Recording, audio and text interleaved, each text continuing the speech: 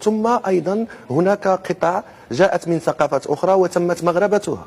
القفطان بقطعه أيضا مسألة أخرى يجب أن أشير إليها وأعتبر أنها مسؤولية. الجبدور ليس قطعة مغربية، هي قطعة تركية، لكن تم تبيئتها وإخضاعها للخصوصيات المغربية الفنية والجمالية. شكرا جزيلا لك الزميل محمد أحمد عدة، رئيس تحرير بميديا ان تي في. هناك ما يسمى بالقفطان والمنصورية، وهذا اللباس هذا جاءنا من الأتراك في عهد المنصور الذهبي الذي كانت له علاقة مع الأتراك.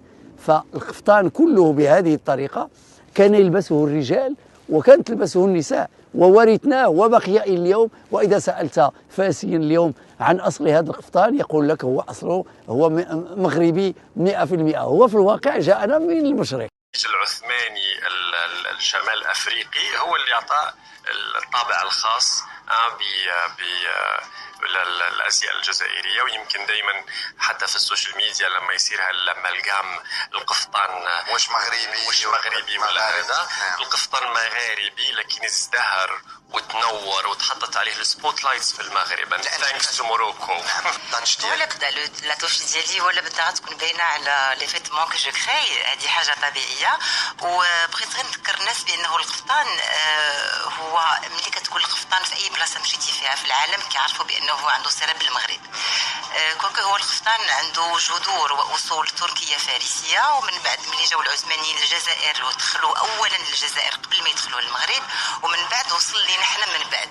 دونك ملي كنشوفوا لو كراكو كيف ما تيقول سيد بلال كنلقاو انه بالزواق المعلم وجعلنا المغرب. بانه القفطان هو ملي كتقول القفطان في اي بلاصه مشيتي فيها في العالم كيعرفوا بانه هو عنده صله بالمغرب. كونك هو القفطان عنده جذور واصول تركيه فارسيه، ومن بعد ملي جاو العثمانيين للجزائر ودخلوا اولا للجزائر قبل ما يدخلوا المغرب، ومن بعد وصل لينا حنا من بعد. دونك الو القفطان في الشكل ديالو المغربي، باسكو القفطان ملي كنجيو لواحد شويه كنقلبوا كنلقاو اولا ان القفطان ماشي الاصل ديالو المغربي، القفطان الاصل ديالو ايامات العثمانيين، هذه وحده. وكانوا الرجال اللي كيلبسوا سيتي ميم با العيالات اي فوالا مي خداوه المغاربه. كنظن على حسب ثقافتي المحدوده انه القفطان اصله فارسي ايراني، وانه جا مع الموجه اللي جات ديال التاريخ كلها، انه قطع مع العثمانيين وجا في شمال افريقيا. ولكن كنظن انه حنا كمغاربه تشبتنا به اكثر من الناس الاخرين وحافظنا عليه ورديناه تراث ديالنا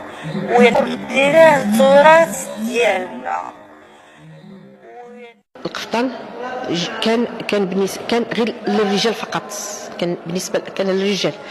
ومع مرور الزمن ومع الاستعمار ديال لي ترك ليجيبت الجزائر دخلتنا الثقافه ديال القفطان. فبالنسبه للقفطان فهو ذو اصول تركيه، وكان مقتصرا يعني كان لباس رجالي. العثمانيه مع انه احنا العثمانيين ما كانوش يحتلوا المغرب، ولكن بحكم انهم احتلوا الجزائر بزاف ديال العائلات تركيه اللي كانت عايشه في الجزائر كانت هاجرت في الاحتلال الفرنسي في الجزائر للمغرب واستقرت في تطوان. فتطوان كتجبروا فيها بزاف ديال العادات عثمانيه وتقاليد عثمانيه.